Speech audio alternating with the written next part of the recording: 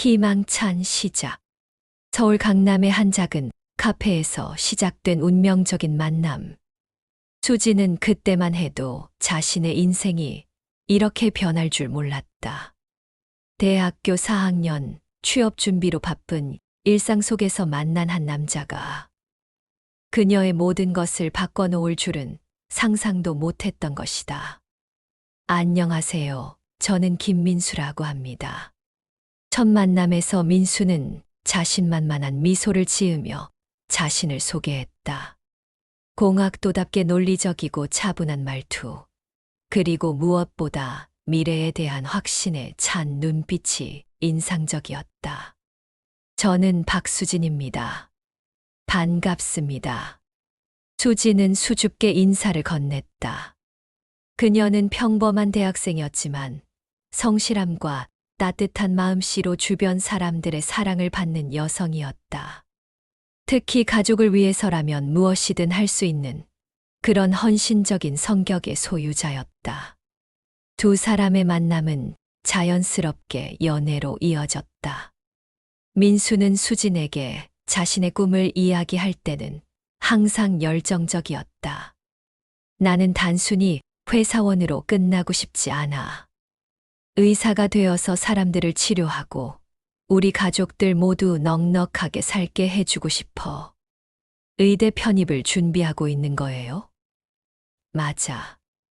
지금 당장은 작은 IT 회사에 다니고 있지만 이건 잠시뿐이야. 내년에는 반드시 의대에 들어갈 거야. 수진아, 내가 꿈을 이루는데 좀 도와주지 않을래? 민수의 눈빛에는 진정성이 가득했다. 수지는 그런 그의 모습에 깊은 감동이 몰려왔다.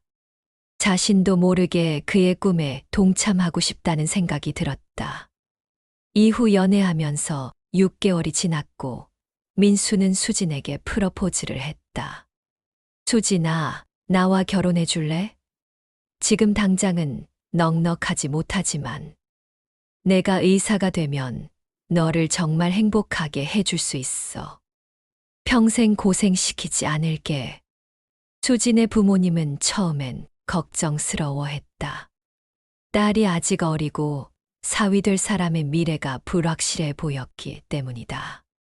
수진아, 그 남자가 의대에 정말 들어갈 수 있을까?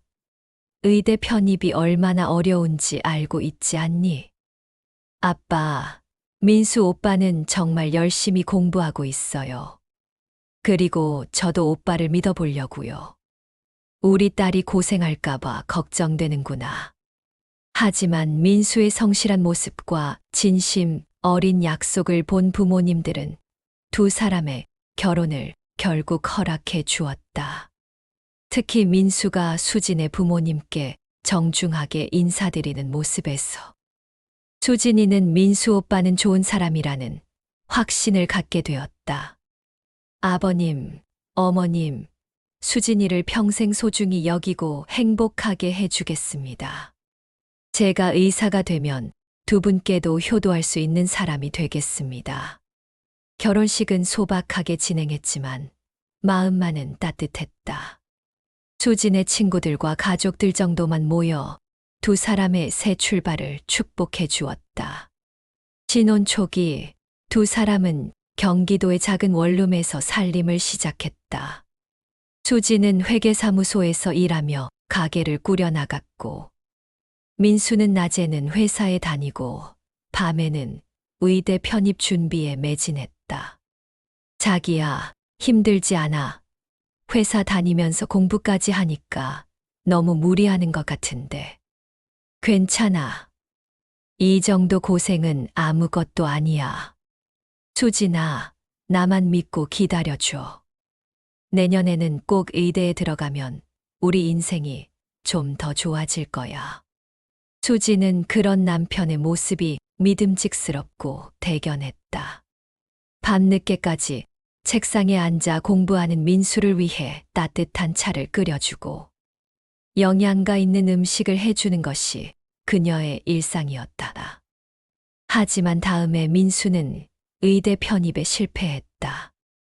낙담하는 민수를 수지는 따뜻하게 위로했다. 괜찮아. 자기야, 한 번에 되는 사람이 어디 있어.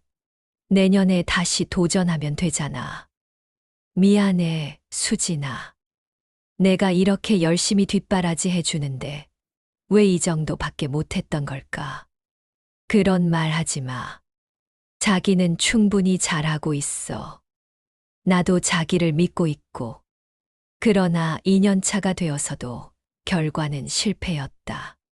그때부터 민수는 조금씩 변하기 시작했다. 스트레스 때문인지 예민해지고 때로는 수진에게 짜증을 내기도 했다. 수진아, 나 혼자 공부할 수 있는 공간이 필요한 것 같아. 집에서는 집중이 안 돼. 그럼 도서관이나 스터디 카페는 어때? 아니야. 아예 따로 살면서 공부에만 집중하고 싶어. 작은 고시텔이라도 구해줄 수 있을까? 수지는 망설였다. 신혼인데 따로 사는 것이 옳은 일일까? 하지만 남편의 꿈을 이루어주고 싶은 마음이 더 컸다. 알겠어. 자기가 공부에 집중할 수 있도록 도와줄게. 그렇게 민수는 집 근처의 작은 원룸으로 이사했다. 수지는 자신의 월급으로 두 곳의 월세를 감당해야 했지만 남편을 위한 일이라고 생각하며 참았다.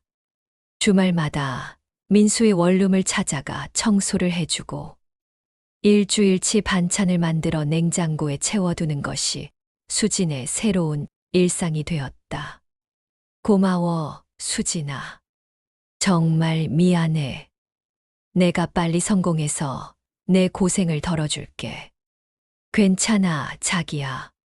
나는 자기가 꿈을 이루는 것만 봐도 행복해. 하지만 3년 차에도 민수는 의대 편입에 실패했다. 이번엔 더욱 심한 좌절감에 빠진 민수를 보며 수진의 마음도 무거워졌다. 그래도 그녀는 포기하지 않았다. 자기야, 이번이 마지막은 아니잖아. 아직 기회는 있어. 수진아, 나 때문에 내가 너무 고생하고 있는 것 같아서 미안해.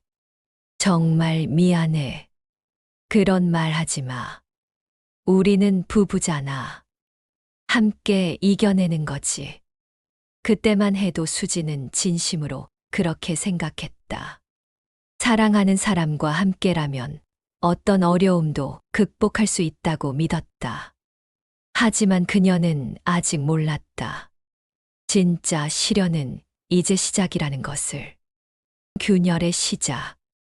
결혼 4년 차 수진의 삶에 어둠의 그림자가 드리워지기 시작했다. 민수의 네 번째 의대 편입 시도도 실패로 돌아갔고 그와 함께 그들의 관계에도 균열이 생기기 시작했다. 자기야, 이번에는 정말 자신 있었는데 도대체 내가 뭘 잘못하고 있는 걸까? 민수는 결과를 확인한 후 며칠 동안 말을 하지 않았다. 수지는 그런 남편을 위로하려 했지만 이번에는 민수의 반응이 달랐다. 수진아, 미안하지만 나 혼자 있고 싶어. 며칠만. 그 며칠은 일주일이 되었고 일주일은 한 달이 되었다. 민수는 점점 더 집에 들어오지 않았고 수진과의 대화도 피하려 했다. 어느 날 밤 수진은 민수의 원룸을 찾아갔다. 문이 잠겨 있었지만 여분 열쇠로 들어간 그녀는 충격적인 광경을 목격했다. 책상 위에는 의학책 대신 컴퓨터가 켜져 있었고 화면에는 주식 차트가 가득했다. 그리고 옆에는 여러 개의 주식 책들이 펴져 있었다. 이게 뭐지? 수지는 떨리는 손으로 컴퓨터 화면을 확인했다. 민수의 계좌에는 어마어마한 손실 기록들이 적혀 있었다. 수천만 원이 하루 만에 사라지는 기록들, 그리고 대출로 추정되는 거액의 입금 내역들. 바로 그때 문이 열리며 민수가 들어왔다. 수진아, 여기 왜 와 있어? 자기야, 이게 다 뭐야? 주식을 하고 있었던 거야? 얼굴이 새파랗게 변했다. 그는 한동안 말을 못하더니 갑자기 무릎을 꿇었다. 미안해, 수진아. 정말 미안해. 도대체 어떻게 된 거야? 공부한다고 해서 따로 살게 해준 건데. 자기는 여기서 주식을 하고 있었던 거야.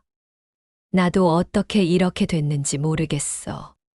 처음엔 정말 공부만 하려고 했어. 그런데 계속 떨어지니까 마음이 조급해져서.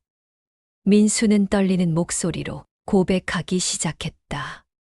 처음에는 정말 의대 편입 공부를 했지만 연이은 실패의 좌절감을 느끼면서 빨리 돈을 벌어서 수진에게 미안함을 갚아야겠다는 생각에 주식에 손을 댔다는 것이었다. 처음엔 작은 돈으로 시작했어. 그런데 조금씩 수익이 나니까 욕심이 생겼어. 만약 이걸로 큰 돈을 벌면 의사가 되지 않아도 너를 행복하게 해줄 수 있을 것 같았거든. 그래서 얼마나 잃었어. 지금까지 한 8천만 원 정도. 뭐라고 8천만 원을 어디서 구했다는 거야? 수진의 목소리가 높아졌다. 그들에게 8천만 원은 상상할 수 없는 큰 돈이었다. 우리 집을 담보로 대출을 받았어. 그 순간 수진의 머릿속이 새하얗게 변했다. 자신이 매달 힘들게 월세를 내고 있는 그 집을 담보로 남편이 도박을 하고 있었던 것이다. 미안해, 정말 미안해. 나도 이렇게 될 줄 몰랐어. 처음엔 정말 돈을 벌어서 우리 생활을 나아지게 하려고 했던 거야. 그럼 의대 편입은 그것도 거짓말이었어. 아니야, 그건 진짜로 준비했어. 하지만 주식 때문에 집중이 안 됐어. 계속 손실이 나니까 그것만 생각나고. 수지는 한동안 말을 할 수 없었다. 지난 몇 년 동안 자신이 믿고 지지해왔던 모든 것이 거짓말은 아니었지만 반쪽짜리 진실이었다는 사실에 충격을 받았다. 자기야, 이제 어떻게 하려고 하는 거야? 나도 모르겠어. 대출금은 계속 이자가 붙고 있고 집값도 떨어져서 지금 팔아봤자 대출금도 못 갚아. 어떻게 해야 할지 정말 모르겠어. 그때 민수의 핸드폰이 울렸다. 화면에는 어머니라고 표시되어 있었다. 자기야, 전화 받아. 아니야. 나중에 받을게. 하지만 전화는 계속 울렸다. 결국 민수가 전화를 받았다. 네, 어머니. 네는 가지. 네, 알겠습니다. 전화를 끄는 민수의 표정이 더욱 어두워졌다. 어머님이 뭐라고 하셨어? 우리 동네에 의사가 새로 왔는데 나이가 나랑 비슷하대. 그래서 나는 언제 의사가 되냐고 물어보셨어. 그럼 어머님은 아직 자기가 주식한 것도 계속 의대 편입에 실패한 것도 모르시는 거야. 말할 수가 없어. 어머니 아버지가 나한테 얼마나 큰 기대를 하고 계신데. 특히 아버지는 동네 사람들한테 우리 아들이 곧 의사 된다고 자랑하고 다니셔. 수지는 더욱 답답해졌다. 민수의 부모님은 고향에서 작은 식당을 운영하시는 분들이었는데 아들이 의사가 된다는 것이 그분들에게는 평생의 자랑이자 꿈이었던 것이다. 그럼 계속 거짓말을 할 거야? 아니야, 조금만 더 시간을 줘. 내가 어떻게든 해결책을 찾아볼게. 해결책? 무슨 해결책? 나 한 번만 더 기회를 줘. 이번엔 정말 확실한 정보를 얻었어. 친구가 증권회사에 다니는데 확실한 정보를 줬거든. 이번만 성공하면 모든 빚을 갚고도 남을 거야. 수지는 믿을 수 없다는 표정을 지었다. 자기야, 정신 차려. 말이 되는 소리야. 지금까지 얼마나 잃었는데 또 도박을 하겠다는 거야. 이건 도박이 아니야. 확실한 정보라고 했잖아. 그럼 그 확실한 정보로 지금까지 8천만 원을 잃은 거야? 민수는 말문이 막혔다. 수지는 한숨을 깊게 쉬었다. 자기야, 우선 집으로 들어와. 그리고 차근차근 대화해보자. 알겠어. 미안해, 수진아. 그날 밤 두 사람은 밤새도록 대화를 나눴다. 민수는 자신의 잘못을 인정했고 다시는 주식에 손대지 않겠다고 약속했다. 수진도 힘들었지만 남편을 용서하기로 결심했다. 하지만 그것은 시작에 불과했다. 일주일 후 수진은 우연히 민수의 핸드폰에서 증권의 발림을 발견했다. 다시 주식을 하고 있었던 것이다. 자기야, 이게 뭐야? 그게 약속하신 거 벌써 잊었어. 수진아, 들어봐. 이건 정말 마지막이야. 이번엔 정말 확실해. 지금 안 하면 평생 후회할 것 같아. 후회는 지금 내가 하고 있어. 자기를 믿은 제가 바보였어. 그날부터 두 사람 사이에는 신뢰가 깨져버렸다. 수지는 민수의 모든 행동을 의심하게 되었고, 민수는 그런 수진을 부담스러워했다. 더 큰 문제는 경제적 어려움이었다. 대출금 이자만으로도 매달 감당하기 어려운 상황이 되었고, 수진 혼자의 월급으로는 생활이 불가능해졌다. 자기야, 이제는 정말 솔직하게 부모님께 말씀드려야 할 것 같아. 그리고 자기도 취업을 다시 하는 게 어때? 그럴 수는 없어. 아직은 안 돼.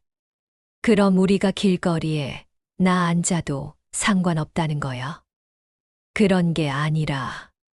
그럼 뭐야? 여보는 계속 꿈만 쫓고 현실은 제가 혼자 감당하라는 거야. 점점 심해지는 갈등, 그리고 경제적 압박. 한때 사랑으로 시작된 그들의 결혼 생활의 먹구름이 끼기 시작했다. 진실과 새로운 시작.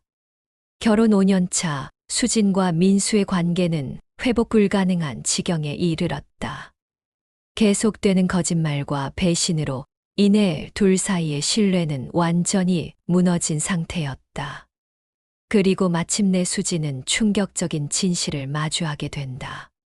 어느 토요일 오후 수지는 민수의 원룸을 청소하러 갔다. 그런데 컴퓨터 앞에서 잠들어 있는 민수를 발견했다.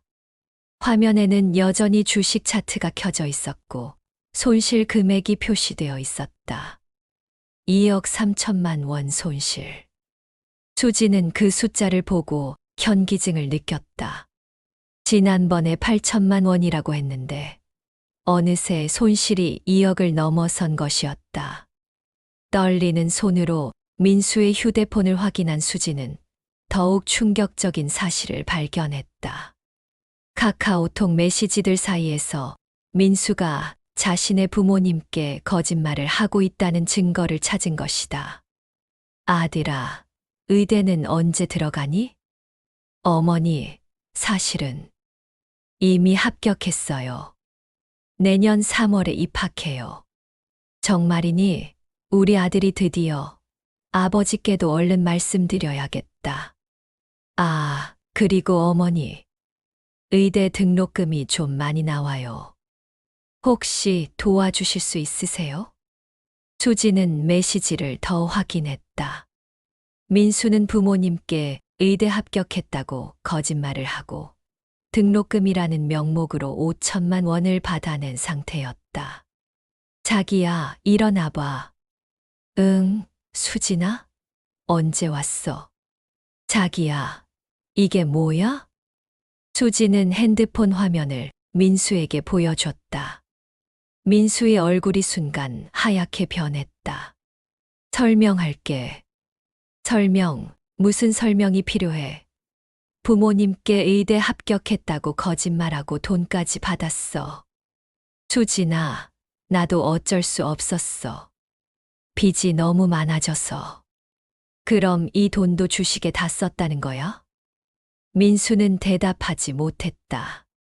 그의 침묵이 모든 것을 말해주고 있었다. 도대체 자기 지금 뭘 하고 있는 거야? 의대 편입 준비도 거짓말, 혼자 공부한다는 것도 거짓말, 부모님한테는 합격했다고 거짓말. 나한테는 진실이 뭐 하나라도 있긴 있어. 수진아, 미안해. 나도 이렇게 될 줄 몰랐어. 처음엔 정말. 그만해. 더 이상 듣기 싫어. 수지는 소리를 질렀다. 5년간 쌓인 스트레스와 배신감이 한 번에 터져 나왔다. 자기야, 이제 우리 이혼하자. 뭐, 수진아, 그런 말 하지 마. 나 정말 정신 차릴게. 지금까지 몇 번을 정신 차린다고 했어. 나는 이제 더 이상 못 참겠어. 민수는 무릎을 꿇고 수진의 손을 잡으려 했지만 수진은 뿌리쳤다. 제발 이제는 놔줘. 흑흑흑. 이제 나도 내 인생을 살고 싶어. 그날 밤 수진은 친정에 전화를 걸었다. 아빠, 저예요. 수진아, 이 밤에 웬일이니? 아빠, 저 이혼하려고 해요. 뭐라고? 무슨 일이야? 수지는 그간의 모든 사실을 부모님께 털어놓았다. 민수의 거짓말, 주식 손실, 그리고 시부모님을 속인 일까지. 그래, 그런 일이 있었구나. 우리 딸이 그동안 얼마나 힘들었을까. 당장 집으로 와라, 수진아. 그런 사람과는 더 이상 살 필요 없다. 다음 날 수지는 짐을 싸서 친정으로 돌아갔다. 민수는 끝까지 매달렸지만 수진의 마음은 이미 굳어진 상태였다. 수진아, 정말 마지막이야. 내가 모든 걸 정리하고 다시 시작할게. 취업도 하고 빚도 갚을게. 늦었어, 자기야. 아니, 이제 남남이니까 민수 씨라고 불러야겠네. 이혼 절차가 시작되었다. 민수의 부모님도 사실을 알게 되었고 큰 충격을 받았다. 수진아, 정말 미안하다. 우리가 아들을 잘못 키웠구나. 민수의 어머니는 수진에게 눈물로 사과했다. 어머님 잘못이 아니에요. 그냥 운이 나빴던 거죠. 그래도 내가 그동안 얼마나 고생했을지 생각하니 너무 미안하구나. 이혼이 성립된 후 수지는 새로운 삶을 시작했다. 친정에서 몇 달간 마음을 추스른 후 새로운 직장을 구했다. 이번에는 외국계 회사의 격리팀에 들어갔다. 수진 씨, 일 정말 꼼꼼히 잘하시네요. 감사합니다, 팀장님. 혹시 해외 지사 파견에 관심 있으세요? 싱가포르 지사에서 경력직을 찾고 있거든요. 수지는 잠시 고민했다. 새로운 환경에서 새로운 시작을 하는 것도 나쁘지 않겠다는 생각이 들었다. 네, 관심 있습니다. 그렇게 수지는 싱가포르로 떠났다. 낯선 땅에서의 생활이 쉽지는 않았지만 오히려 그것이 과거를 잊는데 도움이 되었다. 2년 후 수지는 싱가포르에서 새로운 사람을 만났다. 현지에서 한국어 교사로 일하는 재윤이라는 남자였다. 수진 씨, 저희 한국인 모임에 한번 나오시지 않을래요? 저는 모임 같은 거 별로 안 좋아해서요. 그래도 한 번만요. 다들 좋은 사람들이에요. 재윤의 끈질긴 권유에 못 이겨 참석한 모임에서 수지는 오랜만에 편안함을 느꼈다. 재윤은 진실하고 따뜻한 사람이었다. 수진 씨는 어떻게 싱가포르에 오게 되신 거예요? 그냥 새로운 시작을 하고 싶어서요. 저도 그래서 왔어요. 한국에서는 너무 힘든 일들이 많았거든요. 두 사람은 서로의 상처를 치유해주며 조금씩 가까워졌다. 재유는 수진의 과거를 알고도 전혀 개의치 않았다. 과거는 과거일 뿐이에요. 중요한 건 지금의 수진 씨예요. 한편 한국에 있던 민수는 결국 모든 빚을 감당하지 못해 개인회생 절차를 밟았다. 집은 경매로 넘어갔고 부모님께 큰 실망을 안겨드렸다. 아들아, 이제라도 정신 차리고 새로 시작하자. 네, 아버지 죄송해요. 이번엔 정말 열심히 살아볼게요. 정말 죄송했어요. 흑흑흑. 민수는 작은 공장에 취직해서 성실히 일하기 시작했다. 늦었지만 현실을 받아들이고 한 걸음씩 나아가려 노력했다. 5년이 지난 후 수지는 재윤과 결혼했다. 소박하지만 진실한 사랑으로 맺어진 결혼이었다. 두 사람은 싱가포르에서 작은 한식당을 운영하며 행복한 삶을 살고 있다. 자기야, 오늘 손님이 정말 많이 왔어. 수진이가 음식을 너무 맛있게 해서 그런 거 아닐까? 요리는 자기가 더 잘하잖아. 어느 날 수지는 우연히 한국의 지인으로부터 민수의 소식을 들었다. 민수 씨, 지금은 정말 성실하게 살고 있대. 공장에서 열심히 일하고 부모님께도 조금씩 효도하고 있고. 그렇구나. 다행이네. 수지는 더 이상 민수에 대한 원망은 없었다. 오히려 그 힘든 시간이 있었기에 지금의 행복을 더욱 소중히 여길 수 있게 되었다고 생각했다. 수진아, 뭘 그렇게 생각하고 있어? 그냥 인생이 참 신기하다는 생각이 들어서. 과거에는 그렇게 힘들었는데 지금은 이렇게 행복하잖아. 그래도 그 힘든 시간이 있었기에 지금의 우리가 있는 거 아닐까? 모든 일에는 다 이유가 있는 것 같아. 수지는 재윤의 말에 고개를 끄덕였다. 정말 그런 것 같았다. 저녁에 두 사람은 함께 바닷가를 산책했다. 싱가포르의 아름다운 석양을 바라보며 수지는 과거를 완전히 털어낼 수 있었다. 재윤아, 고마워. 뭘 고마워? 내가 다시 사랑할 수 있게 해줘서. 그리고 진짜 믿을 수 있는 사람이 어떤 건지 알게 해줘서. 나야말로 고마워. 수진이 덕분에 진짜 행복이 뭔지 알게 됐어. 두 사람은 손을 잡고 집으로 돌아갔다. 수진의 새로운 인생은 이제 막 시작된 것이었다.